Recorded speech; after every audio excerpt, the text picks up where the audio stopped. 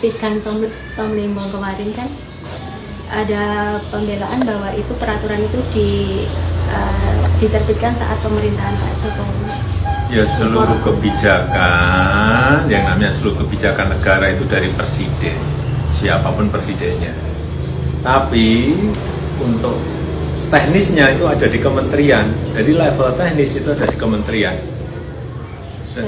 Sama kayak kasus nikel itu berarti Pak? Ya, semua yang namanya dalam konteks negara, kebijakan itu pasti presiden. Ke utara, diarahkan. Tapi untuk teknisnya itu ada di kementerian. Setuju, asal Gibran tidak ada di situ. Nah, ini reservasi ya. Setuju kalau untuk membersihkan pengaruh geng Solo. Setuju, tapi jadi pengganti Gibran. Setuju, asal tim Pak Bowo dah dibersihkan dari termul.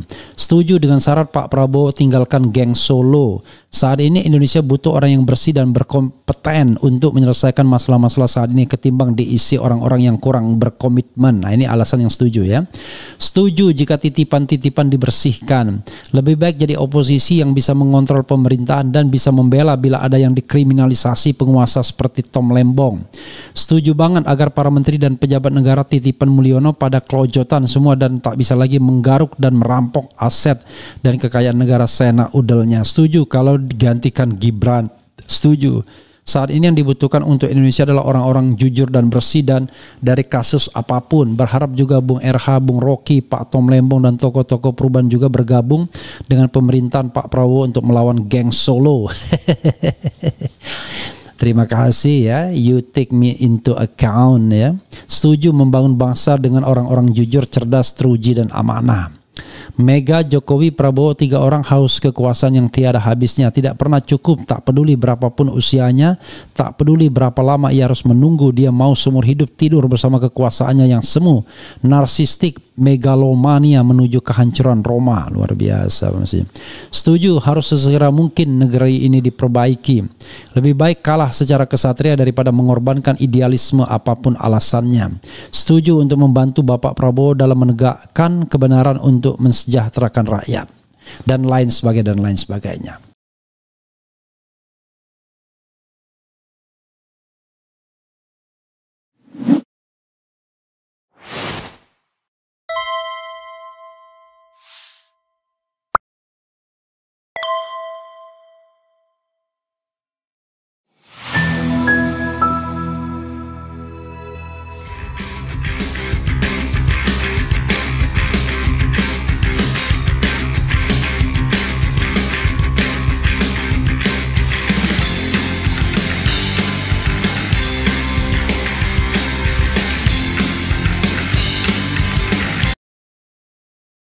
Kalau seandainya diajak oleh Prabowo Subianto bergabung ke kabinet, apakah Pak Anies Baswedan bersedia membuka diri, Pak Anies? Ya, saya rasa lebih bijak kalau saya merespon sesudah ada ajakan. Kan tidak patut saya mengatakan ya atau tidak padahal ajakannya aja tidak ada. Belum ada. Jadi saya rasa kita hormati justru dengan tidak berspekulasi. Tapi kita hormati karena sekarang ini yang berada di dalam koalisi itu saja jumlahnya sudah amat banyak. Ya. Jadi kita tunggu, kita bukan ditunggu dalam artian mengharapkan, tapi kita hormati proses ketika nanti ada pembicaraan, baru pada saat itu saya akan menyampaikan respon. Jadi itu saya rasa etikanya begitu. Oke. Masih menunggu ada ajakan atau tidak. Tapi kalau misalnya nanti ada ajakan, apakah akan menerima itu, Pak Anies? Ya jangan berandai-andai, belum dengar gitu. Ya. Jadi saya sampaikan juga kepada semua bahwa saya tidak patut rasanya untuk memberikan jawaban atas pertanyaan yang bukan dari penanya gitu.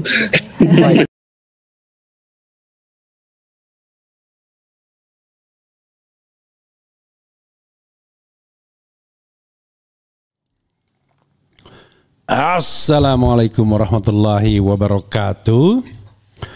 Sobat RH sekalian, Rencadas.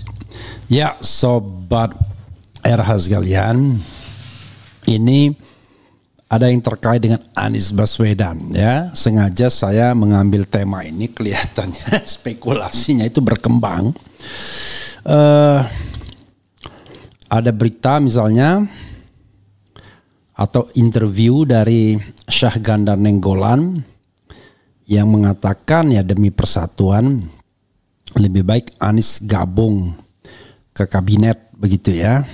Dan saya berusaha membuat polling dan baru kali ini pollingnya agak ketat walaupun marginnya masih berkisar ya 10% ada, tetapi lumayan ketat. Biasanya kan jomplang tuh 90% dengan 10%. Saya sengaja bikinnya dua variabel saja biar tidak ada keraguan ya, black and white,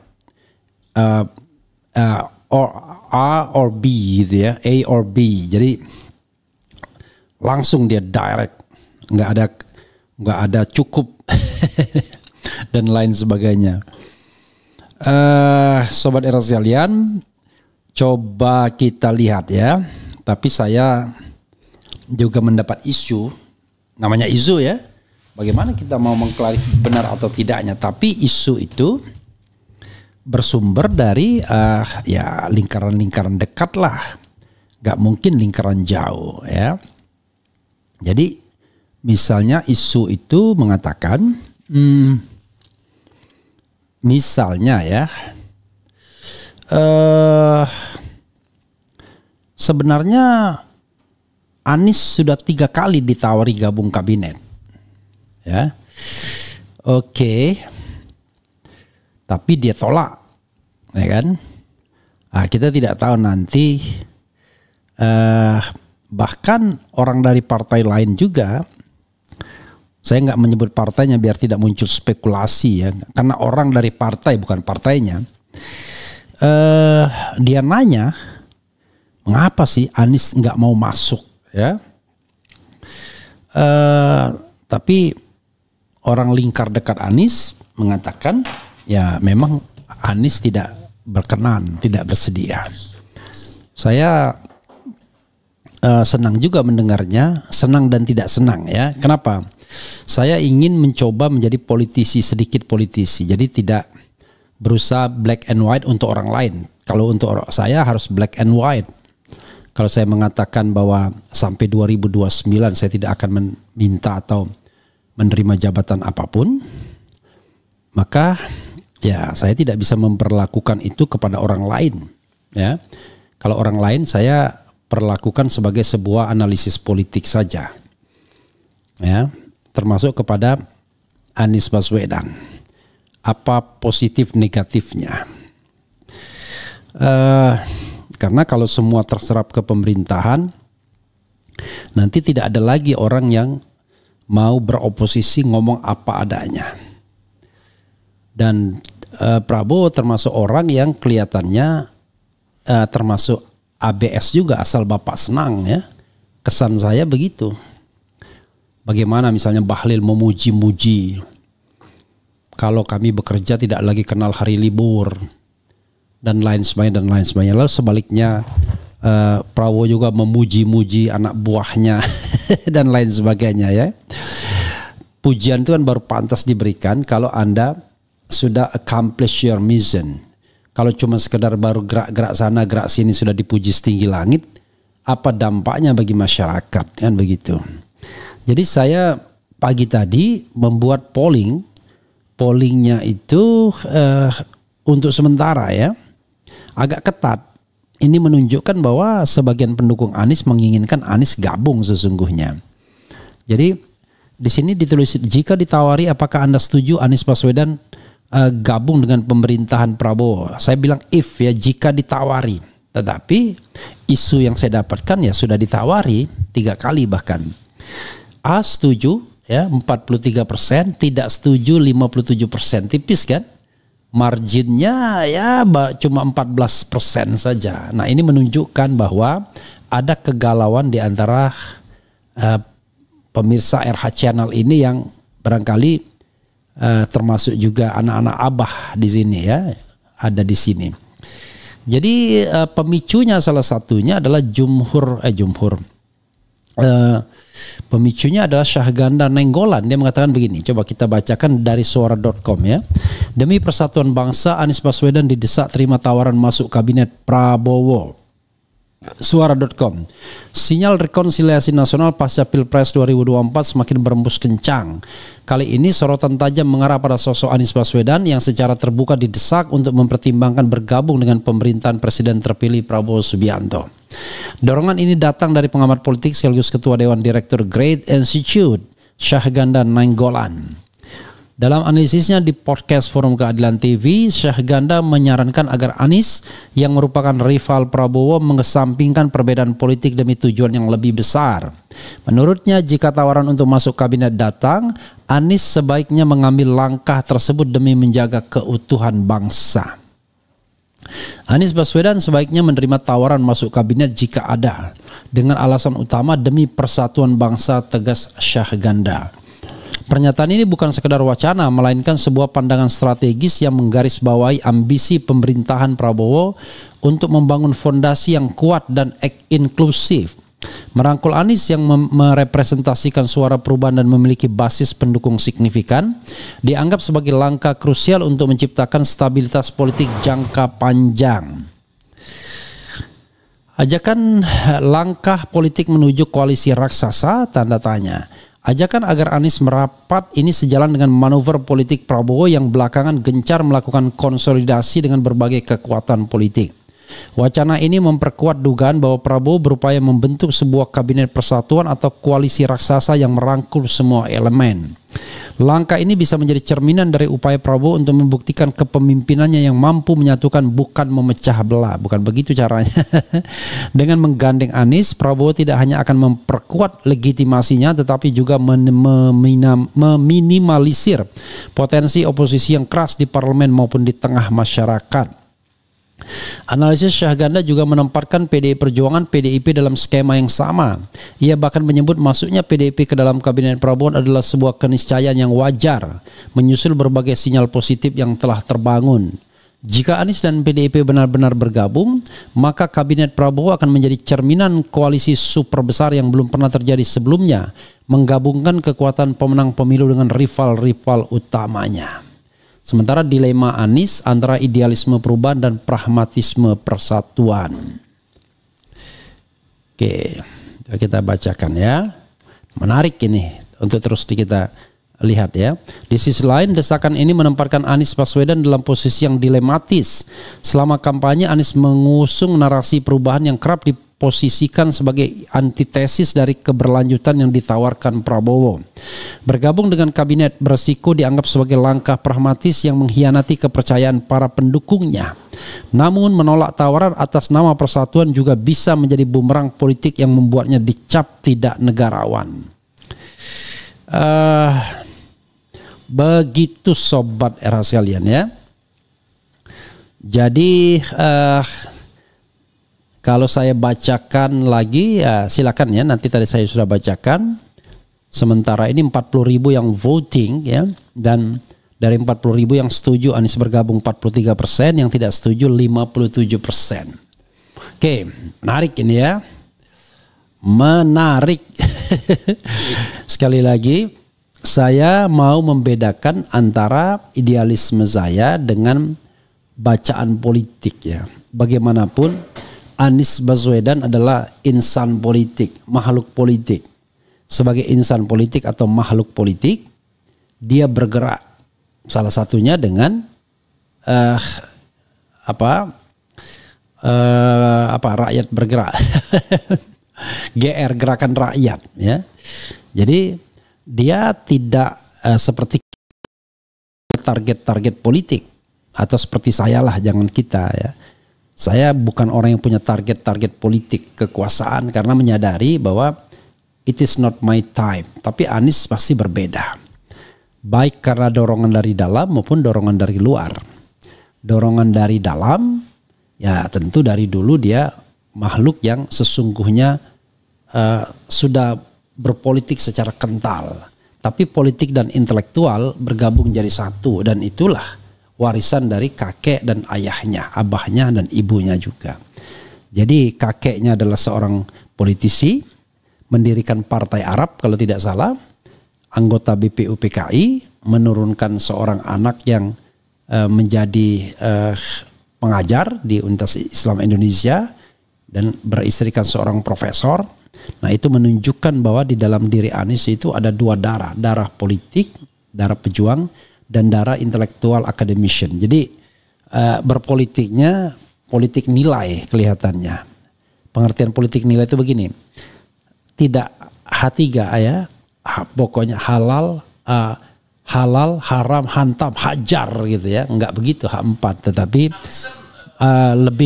lebih memilih ya, lebih memilih dari tindakan-tindakan politik yang diambil. Beda sama orang yang sangat pragmatis, enggak peduli dia. Pokoknya siapa yang berkuasa dia ikut. Nah, kalau partai yang paling pragmatis itu ya Golkar. Ada yang mengatakan ya Golkar itu katanya ibarat barang bisa dipakai oleh siapa aja. Nah, sekarang dipakai oleh Bahlil dan kawan-kawan, besok entah dipakai oleh siapa saja. Karena itu partai ini tidak ada ideologinya. Partai ini adalah partai yang kanan kiri oke ya, berada di paling tengah. Ke kanan iya, ke kiri iya. Walaupun dalam spektrum politik tidak ada yang tengah betul ya. Golkar masih termasuk partai kiri karena partai yang tidak berorientasi pada agama, itu spektrum Indonesia. Tetapi dia pokoknya berada paling tengah lah. Jadi kalau misalnya tengah di kiri itu ada spektrum tengahnya, ya itulah Golkar. Karena dia bukan partai berbasis agama ya. Jadi baik agama sebagai sebagai ideologi partai maupun sebagai maupun konstituennya ya, pilihan konstituennya. Jadi sobat era atau pilihan perjuangannya ya, tidak ke sana arahnya. Jadi sobat era sekalian, saya misalnya mengatakan begini, barangkali kalau ada perubahan saya mempertimbangkan. Wah, sok sekali. Karena itu don't think about me ya. I am an ordinary people thinking about Anies ya. Anies is an extraordinary people. Jadi jangan berpikir tentang saya. Nah, menurut saya hal yang bisa membuat Anies berubah, menurut saya ada dua hal. Ya, pertama, jabatan menteri yang diberikan itu jabatan yang tidak terlalu bersinggungan dengan masalah dalam negeri. Tapi apakah dia mau, misalnya menjadi menteri luar negeri? Masa menteri luar negeri kita Sugiono yang nggak jelas ya, nggak jelas bahasanya, nggak jelas karir diplomasinya dan lain sebagainya, nggak jelas kemampuannya, terkesan malah mengekor saja. Prabowo ya, Prabowo pergi kemana dia pergi ikut ya kan, sama Teddy ya, rontang-runtung bertiga berempat sama menteri sekretaris negara. Itulah yang namanya presiden man itu, presiden min gitu, menteri sekretaris negara, Teddy, kemudian Sugiono ya. Itu menurut saya masih under qualification lah untuk menjadi menteri luar negeri. Nah, kalau Anies ditaruh di pos itu, barangkali dia pertimbangkan karena pos itu pos yang tidak terlalu bersinggungan dengan politik dalam negeri, dengan sehari-hari orang yang ada dalam kabinet. Yang memungkinkan Anies barangkali akan terasing di sana. Jadi sobat era sekalian, mereka ini menjadikan Anies itu sebagai musuh dalam tanda kutip orang-orang Jokowi terutama. Kenapa? Ya karena Anies punya kualitas, muda dan berkualitas. Mereka tidak terlalu khawatir sama Ganjar ya. Ganjar tidak sekuat Anies ya. Anies itu berpolitik secara independen, bukan karena ditunggangi atau menunggangi partai besar ya. Tetapi dia berpolitik secara independen dan bahkan mampu melakukan gerakan sendiri. Nah, itu jarang. Di Indonesia ini belum ada. Mereka yang sekarang ini ya berpolitik tanpa partai politik, tetapi kemudian mendapatkan atau didukung oleh kekuatan yang besar. Habib Rizik mungkin iya, tetapi Habib Rizik bukan orang yang day to day beraktivitas dalam politik. Beda sama Anies. Ya, Anies menunjukkan intentionnya, menunjukkan keinginannya untuk terus berada pada orbit politik kan. Beda sama Habib Rizik. Habib Rizik barangkali gerakan moral tanpa target untuk 2029 dan lain sebagainya. Maksudnya target pribadi ya. Kalau target mendukung orang, it could be possible. Jadi Sobat Era sekalian, ini yang bisa. Kedua, yang bisa juga tentu saja ini kalau itu tawaran kecil. Nah, tawaran besar adalah become the vice president replacing Gibran Rakabuming Raka if Gibran is impeached by the MPR, ya, the People General Assembly. Apakah mungkin? Bisa jadi, walaupun tentu ini tidak mudah. Karena kalau katakanlah ya Gibran impeached by the MPR, maka tentu ini harus menjadi paket tukar tambah dari kekuatan-kekuatan politik yang ada. Hanya memang kekuatan politik yang ada tidak memiliki bargaining position yang kuat. Let's say Bahlil misalnya, nggak mungkin lah Bahlil menggugat Prabowo untuk minta untuk to become a vice president, even ya. He is the chairman of Golkar Party, tapi rasanya nggak kesana lah. Apalagi misalnya siapa, Surya Paloh misalnya, enggak juga. Jadi tidak ada kekuatan utama untuk replacing Gibran itu yang paling sah adalah PDIP. Ya, karena punya calon presidennya di perhelatan Pilpres kemarin, atau bahkan Anies Baswedan. Maka nama yang beredar yang paling cocok adalah Anies Baswedan, kemudian Puan Maharani, tetapi bisa jadi sosok kompromi yang merupakan tokoh kanan kiri oke, KKO, kanan kiri oke, yaitu siapa? Mungkin Mr. D, ya seperti yang saya katakan. Tapi bukan tidak mungkin kemudian Anies pun mendapatkan kesempatan itu. Tidak ada yang tidak mungkin dalam politik. Karena politik itu adalah seni berbagai kemungkinan. Nah, jadi kalau itu saya kira Anies pasti akan mau untuk masuk ke dalam gelanggang berpartner dengan Prabowo. Tapi tentu Prabowo akan reserve. Reserve-nya apa? Ya, kamu tidak boleh, you are not allowed to nominate yourself as the candidate of the president in the presidential election 2029. Tidak boleh, kecuali kalau Prabowo sendiri tidak maju dan dia memperkenankan, membolehkan. Apakah syarat itu akan berat? Ya, berat-berat ringan jadinya, tetapi itu career path Anies akan jauh lebih jelas. Let's say 2029 he becomes still the vice president of Prabowo Subianto, and then something happen to Prabowo Subianto, maka Anies yang menjadi vice president, kan begitu. Okay. Bahkan in 2034 Anies menjadi kandidat yang paling kuat, and then at that time usianya 64 or 65, nearly 65. Tapi nggak ada masalah, 65 nggak ada masalah.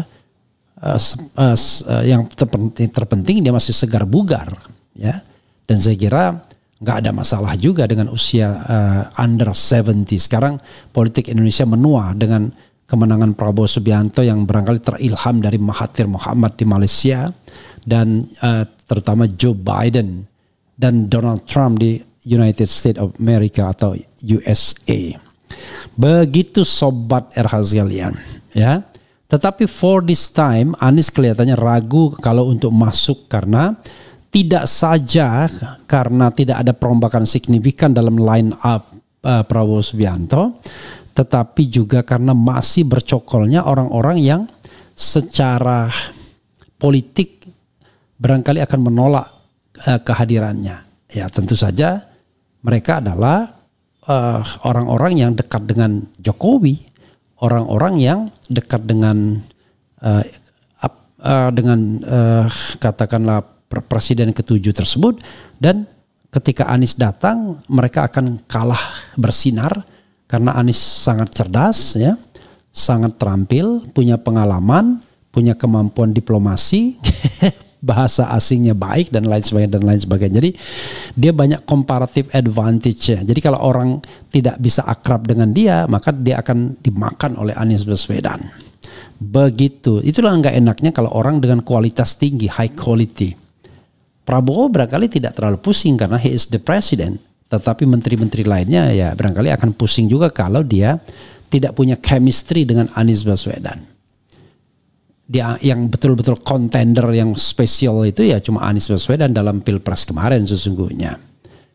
Kalau persaingan itu head to headnya antara Anies dan Prabowo misalnya, maka Ganjar perannya itu seperti calon independen siapa dalam Pilpres Amerika Serikat ya yang pernah terjadi baru-baru ya kira-kira 3-4 Pilpres yang lalu atau 5 Pilpres yang lalu ya, calon independen more than 20 years ago. Siapa itu yang pemilik media itu yang kampanye di media yang menghabiskan dana tetapi dia dianggap bukan calon yang serius untuk menang. Oke. Jadi kalau kita lihat hasil polling ya, itu menggambarkan kegalauan pendukung-pendukung Anies. Mayoritas memang masih menginginkan Anies berada di luar pemerintahan, tapi yang setuju tidak sedikit. 43% dari 41.000 voting. Nah, coba tetapi saya yakin mereka yang setuju pun ada reservasinya. Reservasinya apa, coba kita bacakan ya. Kita bacakan sobat RH sekalian. Oke, apa reservasinya? Nih, setuju asal Gibran tidak ada di situ. Nah, ini reservasi ya. Setuju kalau untuk membersihkan pengaruh geng Solo. Setuju tapi jadi pengganti Gibran. Setuju asal tim Pak Prabowo dah dibersihkan dari Termul. Setuju dengan syarat Pak Prabowo tinggalkan geng Solo. Saat ini Indonesia butuh orang yang bersih dan berkompeten untuk menyelesaikan masalah-masalah saat ini ketimbang diisi orang-orang yang kurang berkomitmen. Nah, ini alasan yang setuju ya. Setuju jika titipan-titipan dibersihkan. Lebih baik jadi oposisi yang bisa mengontrol pemerintahan dan bisa membela bila ada yang dikriminalisasi penguasa seperti Tom Lembong. Setuju banget agar para menteri dan pejabat negara titipan Mulyono pada kelojotan semua dan tak bisa lagi menggaruk dan merampok aset dan kekayaan negara sena udelnya. Setuju kalau digantikan Gibran. Setuju. Saat ini yang dibutuhkan untuk Indonesia adalah orang-orang jujur dan bersih dan dari kasus apapun. Berharap juga Bung RH, Bung Rocky, Pak Tom Lembong dan tokoh-tokoh perubahan juga bergabung dengan pemerintahan Pak Prabowo untuk melawan geng Solo. Terima kasih ya, you take me into account ya. Setuju membangun bangsa dengan orang-orang jujur, cerdas, teruji dan amanah. Mega, Jokowi, Prabowo, 3 orang haus kekuasaan yang tiada habisnya, tidak pernah cukup, tak peduli berapapun usianya, tak peduli berapa lama ia harus menunggu, dia mau seumur hidup tidur bersama kekuasaannya yang semu, narsistik, megalomania menuju kehancuran Roma. Luar biasa masih. Setuju harus sesegera mungkin negeri ini diperbaiki. Lebih baik kalah secara kesatria daripada mengorbankan idealisme apapun alasannya. Setuju untuk membantu Bapak Prabowo dalam menegakkan kebenaran untuk mensejahterakan rakyat dan lain sebagainya. Maka saya kemudian memberikan sebuah prioritas ya. Prioritasnya begini. Prioritas yang paling atas adalah prioritas non-negotiable. Artinya Anies tetap stay sebagai oposisi. Tapi sobat era sekalian, ini tidak menjamin karir politiknya. Kasihan Anies, terus terang saja. Makanya saya kejam terhadap diri saya sendiri boleh, tapi tidak boleh kejam terhadap orang yang punya karir politik sesungguhnya. Bayangkan kalau Anies tidak ada di dalam kekuasaan pemerintahan, maka dia akan hilang dalam 4 tahun ini. Doing nothing dalam pengertian berkarya yang memang punya kekuasaan yang real, punya anggaran dan lain sebagainya, punya budget dan lain sebagainya. Dia akan hilang. Padahal betapa berkualitasnya dia, apalagi kualitas intelektual dia sudah dilengkapi dengan kualitas teknis pengalaman sebagai gubernur DKI. Oh, cuma gubernur DKI. No. gubernur DKI itu 5 tahun menjadi gubernur DKI itu jauh lebih keren dibandingkan 1 periode jadi menteri.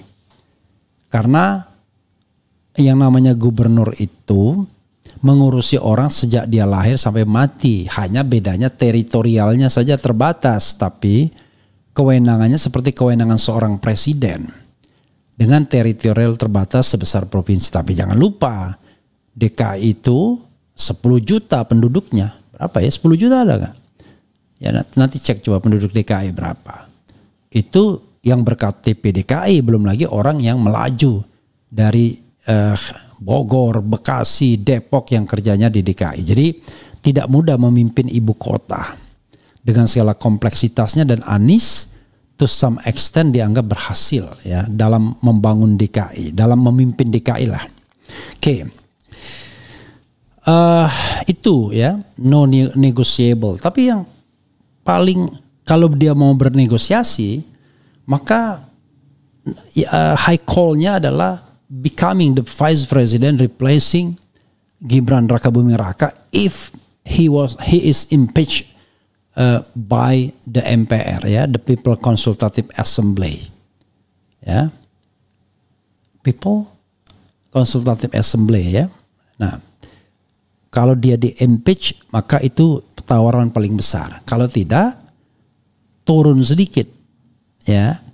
Turunnya apa? Turunnya adalah misalnya mendapatkan portofolio kementerian yang ya barangkali membuat dia jauh lebih berharga. Misalnya become the foreign minister, jadi menteri luar negeri misalnya.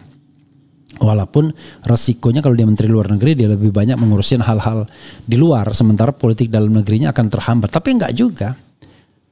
Kalau dia punya prestasi yang terberitakan secara baik, maka dia akan baik. Nah, atau yang ketiga ya, tadi kalau yang area negotiable, yang ketiga adalah dia punya sejumlah perjanjian, misalnya bahwa geng Solo dibersihkan terlebih dahulu. Ya, kita bisa mengidentifikasi siapa geng Solo. Ya, orang yang suka datang ke Solo lah, orang yang mengatakan akrab dengan Mulyono dan lain sebagainya.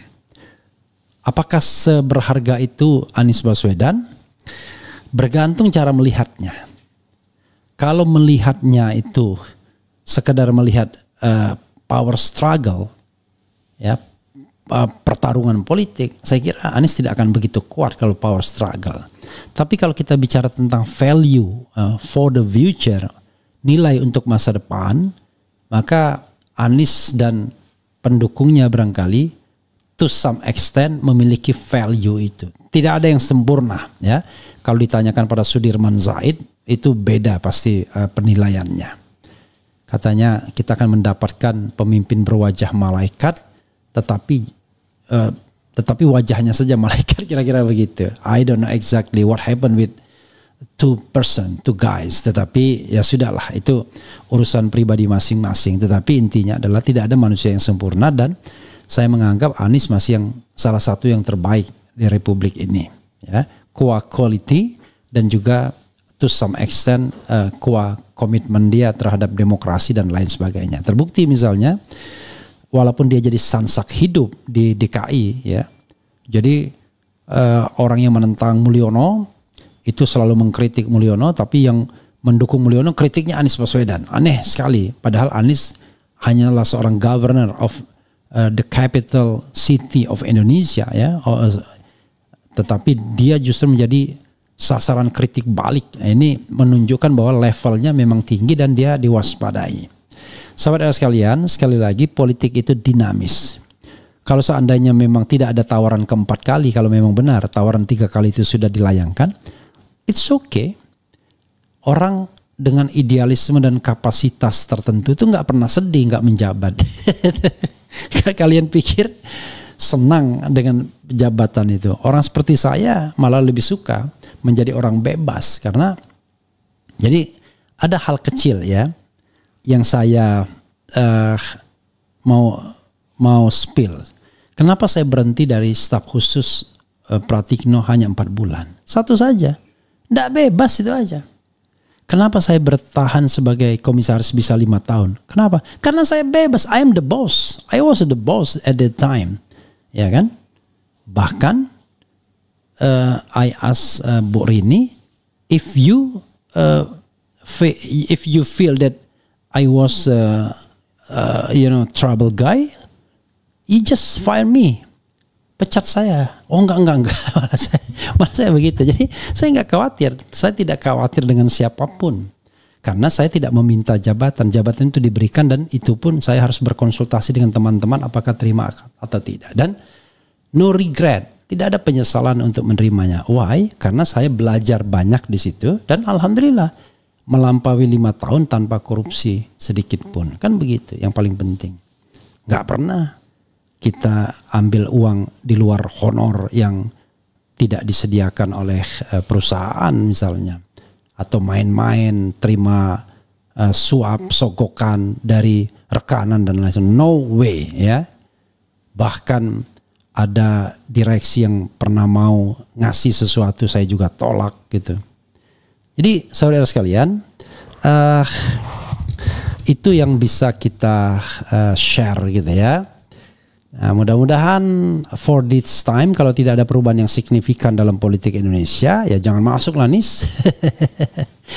Kecuali tadi ada perubahan. Perubahannya 2 saja. Gibran impeach ya. Gibran is impeach atau kemudian pro Jokowi itu ditendang dari kabinet sebagaimana tuntutan Purnawirawan TNI. Atau dua-duanya lebih bagus lagi ya. Salah satunya bagus, dua-duanya lebih bagus. Tapi sekali lagi saudara sekalian, dalam politik itu who you are. Siapa Anda? Ya, Anda Anies tidak datang dengan power ya, apalagi dia mau ngajak power struggle, tapi dia datang dengan value. Nah, karena value itulah dia masih tetap dianggap penting. Begitu. Karena kalau tidak ada value lagi, begitu kontestasi berakhir pula ya. Misalnya value dia ya hanya karena dia dinominasikan partai politik atau ditunggangi partai, selesai. Orang tidak melihat lagi dia sebagai calon ke depan. Let's say misalnya Ganjar Pranowo, kan orang tidak menyebutnya lagi sebagai calon presiden ke depan. Dan saya kira PDIP tidak akan memberikan karpet merah lagi. Kecuali tadi ada rekayasa tertentu lagi untuk mengangkat seseorang. Dan rekayasa ini adalah kerjaan para pollster atau tukang survei yang sering kemudian bukan bertindak sebagai pollster yang sebenarnya, tetapi sebagai campaign manager. Yang kata Denny JA, di tangan kanan survei, di tangan kiri campaign manager untuk memenangkan pertarungan. Itu podoai namanya tim sukses lah. Survei dijadikan alat pembodohan, bukan alat untuk mendidik masyarakat. Begitu sobat RH sekalian ya. Saya bacakan komentar sedikit dari sobat RH di filmnya ya, di videonya. Karena saya belum membacakan di videonya. Anda bisa setuju, bisa tidak. Ya, namanya pendapat. Saya pun harus mengakui pendapat ini kadang-kadang bisa saja berubah. Namanya seorang akademisi itu bisa berubah. Yang penting tidak tidak bohong ya. Dan apa yang saya sampaikan ini sama sekali tidak ada pesanan dari Anies Baswedan. Saya bukan orang yang bicara mengenai soal kekuasaan dengan Anies ya. Ketika dia mau mendukung katakanlah Pramono Anung dan Pramono Anung dan Rano Karno, saya berdampingan dulu dan dia dengan sopan mengatakan bahwa saya memutuskan untuk mendukung Pramono Rano tanpa kemudian berniat untuk mengajak saya, Anda juga harus dukung, enggak. Dan ketika saya tidak mendukung, ya itu dia nggak ada masalah. Karena dia tahulah orang seperti saya, orang yang berpikirnya independen. Saya menghargai Anies karena persahabatan, bukan karena dia calon presiden saya atau calon pemimpin saya. Itu saja soalnya ya. Oke. Coba kita bacakan komentar sobat era sekalian. Jangan bersedih termul. RH mimpi ya. Janganlah kalau ngayal dibawa ke opini dan disebar melalui podcast. Membodohi orang dengan embel-embel kepakaran adalah dosa besar. Itu namanya menyesatkan orang lain dengan hayalanmu. Alhamdulillah ya. Saya tidak perlu membantah. PD Ahmad menganggap Pak Prabowo nawarin Anies jadi wakilnya. Wakakak pendongeng ulung. Saya tidak mengatakan menawari sebagai wakil, tapi menawari masuk kabinet, itu yang saya dengar. Ya, kalau soal wakil itu soal turbulensi politik yang nanti kemudian nggak tahu kita. Siapa tahu tiba-tiba wakil presidennya Teddy. Kan terserah Prabowo at that time. Kalau Gibran saja bisa jadi wakil presiden, apalagi Teddy. Kan Teddy tentu lebih berkualitas dibandingkan Gibran, ya kan. Kemudian jika Anies cerdas, dia akan mau masuk pemerintahan. Kecerdasan Anies akan semakin terlihat ketika masuk pemerintahan, karena pemimpin yang baik memiliki pengalaman, bukan sekadar jadi oposisi. That's salah satu alasan ya yang tidak berlaku buat RH, karena RH tidak ingin berpikir untuk menjadi pemimpin puncak. Kemajuan mustahil didapatkan dengan cara-cara yang haram. Nah, ini beda lagi. Makanya saya tidak mau bergabung kalaupun ditawari, tapi sekali lagi, who am I? Siapa saya? Karena itu ya udahlah, biarkanlah saya menjadi orang bebas menyampaikan kritik dan lain sebagainya ya. RH aja nggak mau gabung, apalagi Anies. Beda ya. Keinginan saya untuk tidak gabung itu pasti lebih kuat dibandingkan Anies. Kenapa? Karena saya tidak punya perhitungan apapun. Saya tidak punya gerbong. I'm nobody. Beda sama Anies, dia harus menghitung betul bagaimana kemauan konstituen dia dikaitkan dengan keinginan dirinya. Harus relate, kalau nggak relate itu susah. Nah, for this time ternyata ya mayoritas masih menginginkan dia di luar. Cuma yang setuju itu udah banyak, sampai 43%. Itu bukan angka yang sedikit. Begitu sahabat era sekalian ya. Jadi disinilah polling RH yang membuat kelihatannya angkanya hampir berimbang ya. Kemudian setuju banget, asal syarat dan ketentuan berisku untuk tidak berada dalam tekanan dan tetap seperti Abah yang dikenal selama ini, dan tidak ada ketentuan untuk tidak ikut kontestan Pilpres 2029. Ya, Prabowo juga bukan orang bodoh. Dalam politik itu tentu harus ada yang namanya tawar-menawar, dan semakin daya tawar Anda lemah, maka semakin kecil yang bisa Anda dapatkan. Karena itu untuk daya tawar Anies gede, ya pasukan di belakangnya harus tetap solid, loyal, dan kuat. Begitu. Masuk ke dalam sistem yang belum berubah justru bisa menjebaknya. Tidak punya pengaruh yang kuat, malah ikut menanggung beban dari kebijakan atau skandal masa lalu. That's why I said, posisinya apa dulu? Kalau Menteri Luar Negeri kan beda, ya. Menteri Luar Negeri bisa dikatakan seperti presiden saja, tetapi untuk urusan luar negeri. Apalagi kalau seandainya orang-orang termul dikeluarkan dari kabinet, ya bisa diharapkan ada kohesivitas yang baru, ada semangat anti KKN yang baru, kan begitu. Stop KKN, setuju. Pak RH with or without jabatan, no problem for Mr. Anies Baswedan. Ya. Lebih setuju RH daripada Anies yang masuk kabinet. Enggak lah. Like I said, I'm nobody. Karena begini, ya, kalau saya di luar, saya bisa ngomong apa aja. Anies tidak bisa ngomong apa aja. Dia harus ngomong melalui orang lain. Kenapa? Karena dia nakoda kapal besar. Ya, kapal setengah besar lah.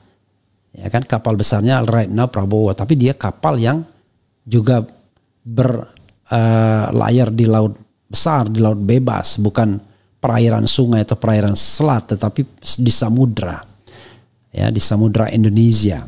Karena itu orang seperti Anies pasti tidak boleh sembarangan bikin statement. Statementnya harus terukur. Beda sama RH.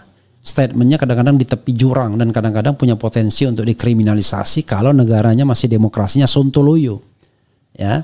Saya dengar interview Menteri HAM. Coba lihat mana aktivis yang ditangkap pada era Prabowo. Saya berharap memang tidak akan pernah terjadi. Dan situlah pujian saya sebesar salut kepada Prabowo kalau seandainya tidak pernah memenjarakan aktivis, apalagi orang yang memperjuangkan haknya untuk berpendapat baik secara lisan dan tulisan. Saya sih sebenarnya nggak suka ya somasi dan lain sebagainya. Ya teman-teman janganlah menggunakan cara yang sama. Masa Jokowi bilang ada orang besar di balik isu ijazah palsu langsung disomasi, lalu mau digugat dan lain sebagainya. Nggak usah lah, jangan terlalu berlebihan lah. Kenapa? Kita hargai demokrasi, ya kan? Kita konsentrasi saja pada perjuangan untuk membuktikan ijazah itu baik atau tidak. Nggak usah yang lain-lain. Kalau misalnya dibantah boleh, tapi disomasi terlalu berlebihan lah. Ini kan gaya berpikir orang hukum. Sebentar-sebentar polisi, sebentar-sebentar polisi. Ini kan somasi maksudnya kalau tidak benar akan dilaporkan ke polisi kan. Nggak ada gunanya juga. Tetapi kalau somasi itu sifatnya somasi politik ya boleh lah ya. Istilahnya somasi tetapi nggak ada konsekuensi juga. Oke, Muhammad Yahdi ya, Pak Anies lebih baik di luar pemerintahan agar ilmu pengetahuannya lebih bermanfaat. Ingat Pak Mahfud MD berkata, malaikat pun akan jadi iblis jika masuk dalam lingkaran kekuasaan. Yaitu kalau dia tidak aware. Ya, orang seperti Pak Mahfud, kritik saya terbesar adalah tergantung tuannya. Ya, dia menggonggong ketika menjadi menjadi Menko Polhukam, dia menjadi penggonggong menggonggong orang yang mengkritik tuannya Jokowi. Tapi begitu di luar pemerintah dia menggonggong juga, tapi tuannya adalah civil society. Jadi kadang-kadang saya lihat kok 180 derajat berbeda banget. Karakternya remains the same, belak-belakan apa adanya, tetapi pembelaannya tergantung posisinya di mana. Ya kan? Nah, itu yang jadi masalah yang menurut saya, yang kemudian saya pikir waduh, tidak. Jadi gini, ada orang yang pembelaannya kepada civil society itu sangat kuat dimanapun dia berada. Tapi memang kalau dia frankly speaking atau speak loudly ya, defending civil society, bisa jadi kemudian tuannya, presidennya tidak senang. Saya lihat Prabowo jenis orang yang suka dipuji juga, suka ABS asal bapak senang. Makanya kadang-kadang pujian-pujian menterinya pada bullshit kan, ketika melaporkan kepada Prabowo Subianto dan lain sebagainya. Ya paling bullshit itu Bahlil ketika mengatakan menteri kami ini sudah lupa hari jam kerja dan lain sebagainya. Adalah ya, itu bullshit saya kira ya. Kalau lupa hari kerja dan lain sebagainya, aktivis juga begitu. Itulah mentalitas aktivis. Anda lihat saya nggak kenal jam kerja, terus saja beraktivitas kan. Sampai-sampai kadang-kadang istri pun protes. Tetapi padahal nggak ada yang gaji ya. Datang keluar kadang-kadang ya nggak ada, pakai ongkos sendiri dan lain sebagainya. Bayangkan kita saja yang di society itu nggak kenal hari kerja, apalagi yang digaji dan menikmati fasilitas negara. Jadi jangan terlalu lebay lah. Jangan terlalu lebay. Biasa aja kalau orang bekerja tidak mengenal hari kerja itu ya. Mengenal hari libur maksud saya. Begitu sobat RH sekalian ya. Kemudian waktu jadi gubernur Jakarta presidennya siapa ya? Tom sebagai orang dekatnya dikriminalisasi siapa ya? Apa menurutnya ini? Kemudian Bang mau tanya nih, 2029 menurut Abang Pak Anies harus maju lagi enggak nyapres? Ini this is the last answer ya from the audience, from sobat era sekalian. I would like to answer the question. Saya mengatakan kalau governance pemilu kayak begini nggak usah ada pemilu. Sudah langsung aja dilantik Prabowo Subianto. Jadi sobat era sekalian, kalau pemilunya tetap seperti sekarang ini, di mana state aparatus bisa digerakkan, state facilities bisa digunakan, kemudian tidak ada yang namanya a fair election, nggak ada gunanya. Maka pilpres itu siapa yang bisa memegang kendali atas kendali state aparatus baik sipil maupun militer, maka dialah yang akan memenangkan pemilu. Nggak ada gunanya pemilu seperti itu, pilpres seperti itu. Justru ini kesadaran bagi TNI dan Polri untuk tidak terlibat TNI, Polri dan BIN. Ya, saya terpaksa mention that karena banyak sekali bukti-bukti keterlibatan mereka dalam pilpres kemarin kan. Saya mengatakan bahwa ya, selama mereka tidak netral dalam politik, maka politik kita seperti ini, nggak ada gunanya. Pilpres itu cuma sekedar instrumen saja. Lama-lama kayak orde baru, pura-pura ada pemilu, padahal pemenangnya sudah akan ditentukan bukan dari pemilihan, tetapi dari sebuah kekuatan-kekuatan yang bisa menentukan angka. Itu masalahnya. Nah, saya berharap, kan selalu mengatakan walaupun pemimpin itu berasal dari comberan pemilu, bahkan dalam bahasa saya haram hukumnya punya pemimpin seperti itu, tapi sudahlah, kan kita nggak boleh stuck. Ini kan urusan separuhnya dunia, tidak hanya akhirat. Jadi untuk urusan dunianya, mudah-mudahan Prabowo Subianto berkenan memperbaiki governance pemilu. Nah, saya mau ikut tuh kalau memperbaiki governance pemilu. Bagaimana mencegah pemilu agar tidak ada money politics. Mencegah pemilu agar TNI, Polri, birokrasi netral. Dan lain sebagainya berjalan sesuai dengan prinsip pemilu yang jujur dan adil. Luber dan jurdil.